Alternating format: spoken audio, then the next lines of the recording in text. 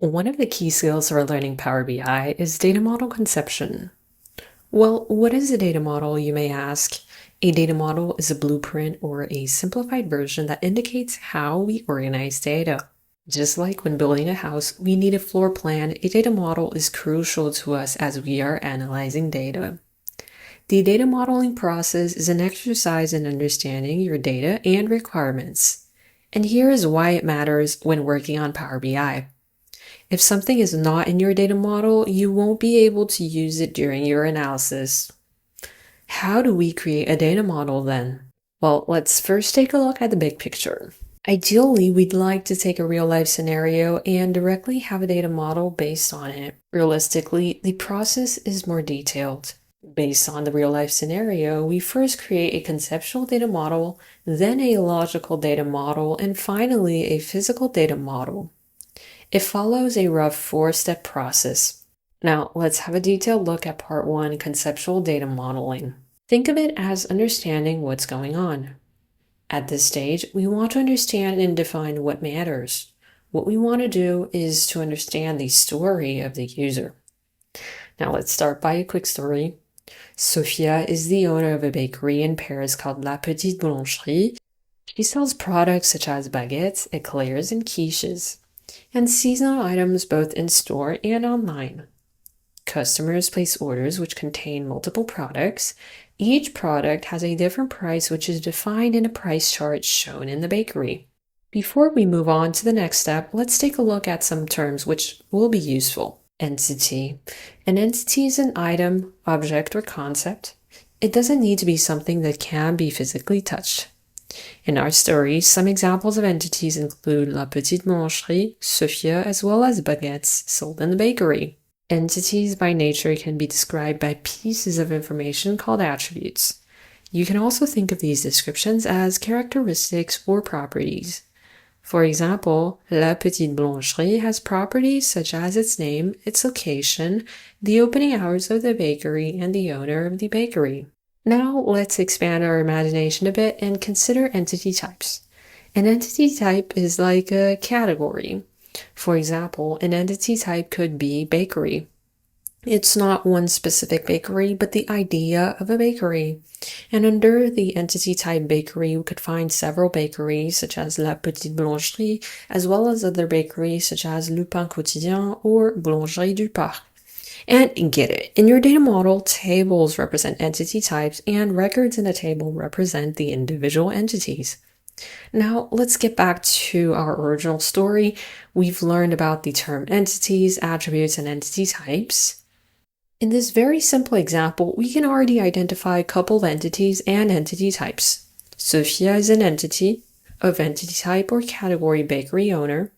La Petite Boulangerie is an entity of the entity type bakery.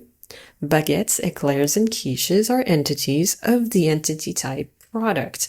We have some additional entity types, customers, which place orders. Apart from the entities, we also identify a couple of attributes which are used to describe the entities. We see that a bakery has a location, in this case in Paris, and that orders can be in-store or online.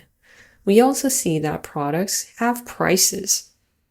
The next step is to establish high-level relationships. For example, customers place orders, sometimes not just one, more than one. Each order contains one or more products. Here we identify the association, which is the action of placing an order and how an order contains products.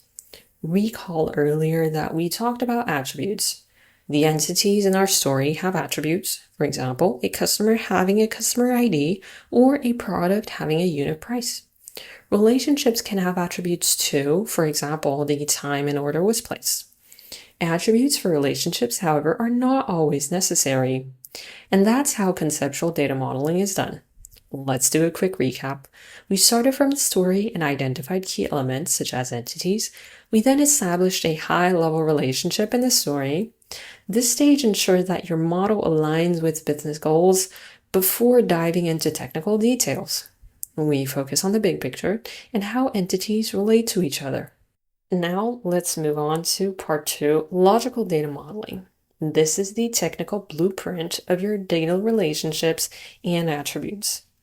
Back in part 1, we did a drawing of our story.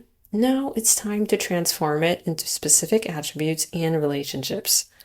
Let's borrow our drawing from earlier during conceptual data modeling. We saw the entities and their properties. Now let's replace the entity type, customers, orders, and products with tables. Then we populate the table with attributes which we've seen previously, now becoming columns. And finally, the associations, which are links between entities, now becoming relationships. To understand relationships, we must understand the concept of cardinality. Cardinality means the uniqueness of data values in a column. And unique here means that a value only exists once in a column. Let's take the opportunity to look at two terms which are extremely important. A primary key is a unique identifier of a row, and a foreign key references a primary key. Let's take an example to see the keys in action. The customers table is a list of customers of the bakery, and a given customer only appears once in a list. Each customer has one customer ID, and no two customers share the same ID. In this case, the column customer ID contains only unique values and therefore is the primary key of the customers table, marked as PK for primary key. In the orders table, the column customer ID indicates the customer who placed a given order. It must be one of the values which already exists in the customers table, and we also know that one customer can make one or more than one orders. In this case, because the column customer ID in the orders table references the primary key in the customers table, we say that it's a foreign key marked as FK for foreign key. At the same time, we know that orders are identified by an ID, the order ID, and that two orders cannot share the same order ID. Therefore, the order ID is the primary key in the table orders and once again marked as PK. When we link the customer ID columns in both tables, the customer side is what we call a one side and the order side is what we call a many side.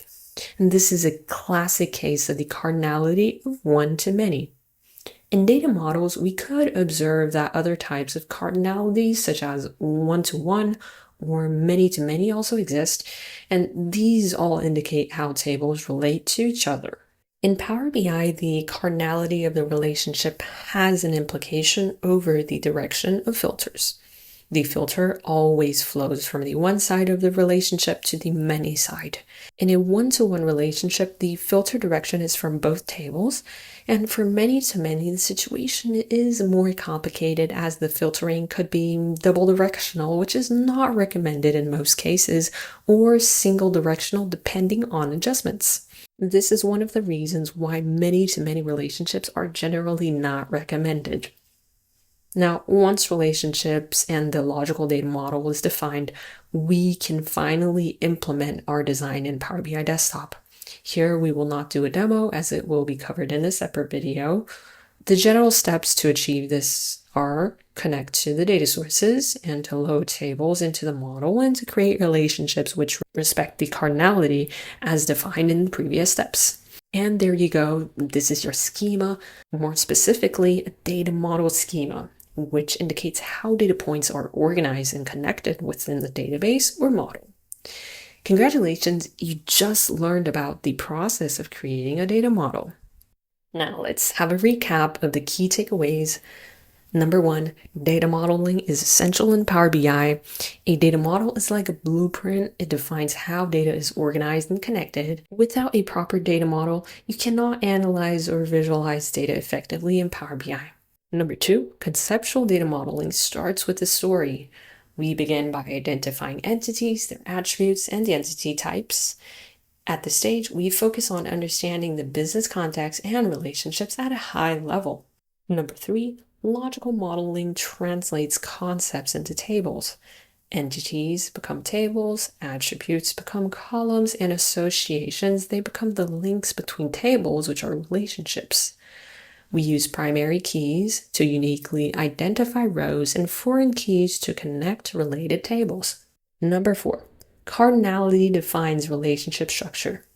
Cardinality describes how many records in one table relate to records in another table, And in Power BI, filters flow from the one side to the many side by default, and this affects how data is sliced and visualized. Number 5, implementation in Power BI follows the model planning that we did. After defining the logical model, you want to connect to the data sources, load tables, and create relationships that respect the cardinality. This results in your data model schema, which is a map of how your data is structured. And there you have it. Here is why you need a data model in Power BI and how to build one.